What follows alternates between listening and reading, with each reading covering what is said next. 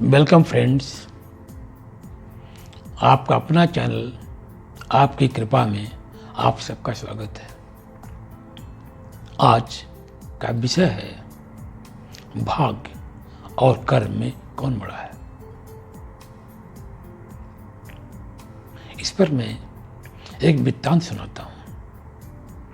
एक बार एक अच्छा व्यक्ति और एक बुरा व्यक्ति दोनों कहीं जा रहे थे। वो दोनों एक दूसरे से परिचित नहीं थे। उनकी मित्रता रास्ते में हुई। रास्ते में उन्होंने देखा कि एक बटुआ पड़ा हुआ था। बुरे व्यक्ति ने बटुए को उठा लिया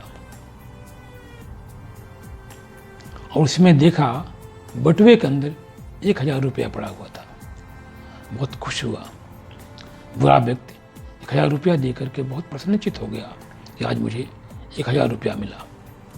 उसने जो अच्छा आदमी था उससे कहा कि इस बटुए को तुमने भी देखा और मैंने भी देखा, दोनों ने एक साथ देखा, इसलिए इस पर तुम्हारा भी अधिकार है, क्योंकि पैसा मैंने उठाया, बटुआ मैंने लिया, लेकिन देखा तुमने भी, इसलिए 1000 रुपये में से 500 रुपया तुम लो और 500 रुपया मैं रखता हूँ।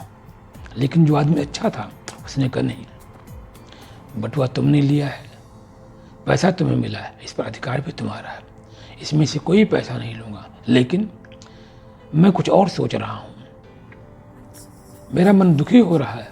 जिस व्यक्ति का पैसा गिरा था, पता नहीं वो कितना गरीब होगा, इस पैसे की उसको कितनी आवश्यकता होगी, पता नहीं उसके बच्चे खाना खाए होंगे कि नहीं खाए होंगे, उसका मन कितना दुखी होगा। दोनों बात करते हुए आगे जा रहे थे। तभी कुछ दूर जाने के बाद अच्छा आदमी था, उसके पैर में इतना तेज, इतना भयंकर चीज को चुभा कि रक्तपात हो गया और वो दर्द से कराहने लगा और पैर पड़कर नीचे बैठ गया। सांध्य का समय था। देवता लोग पृथ्वी पर भ्रमण करने आए थे। उन्होंने देखा, उनको बहुत दुख हुआ और सोचने लगे कि ये प्रश्न में चल करके भगवान से पूछूंगा कि जो आदमी पूजा करता है, भगवान को याद करता है, मंदिर जाता है, धर्म को मानता है, उसे इतना कष्ट क्यों मिलता है। लेकिन जो आदमी दुख की परवाह नहीं करता, बुरे से बुरा काम करता है, जितना भयंकर बुरा कर सकता करता है, आज संसार में सुखी है। ऐसा क्यों हो रहा प्रभु। चले गए, भगवान के दरबार में पहुंचे देवतागण और कहने लगे त्राहिमाम त्राहिमाम त्राहिमाम। भगवान ने देखा इतने देवता लोग आए हैं।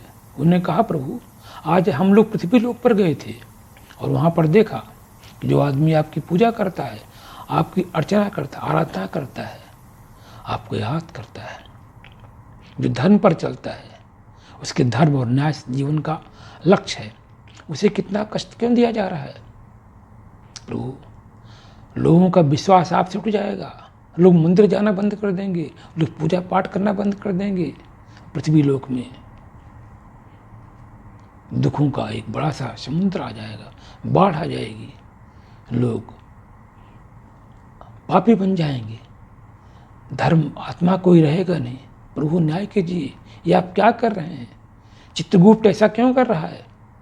लगता है चित्रगुप्त से अवश्य कोई भूल हुई होगी जो ऐसा हो रहा है।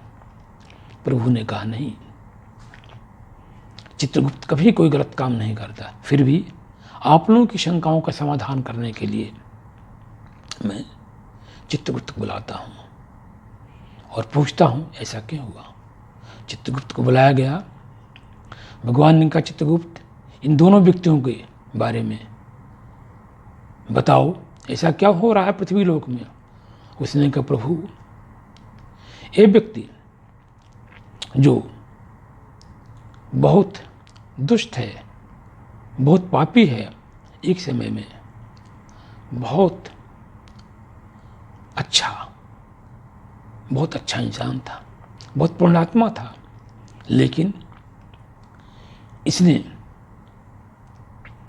वो छोड़ दिया और इसने दुष्टता और बुरे कर्मों को करना शुरू कर दिया, बुरे पथ पर चल पड़ा।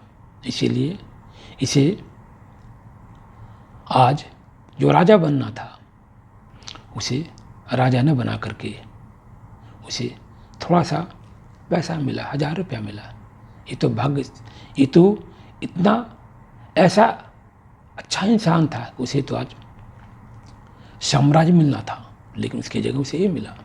लेकिन जो व्यक्ति आज अच्छा है, जिसे अच्छा की श्रेणी में रखा जा रहा है, वो बहुत ही बुरा आदमी था, बुराई की पराकाष्ठा पर पहुंच गया था।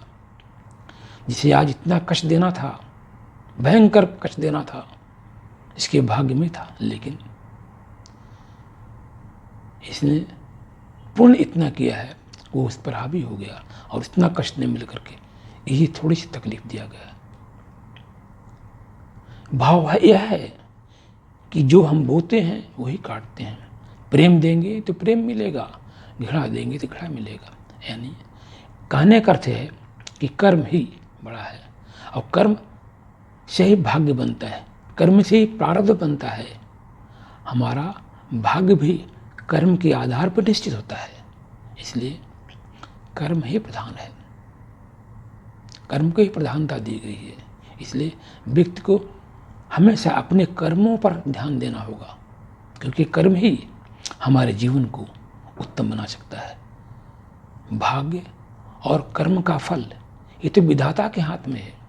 जो चीज़ हमारे हाथ में नहीं है उसकी तो हमें चिंता ही नहीं करनी चाहिए। हमारे हाथ में केवल कर्म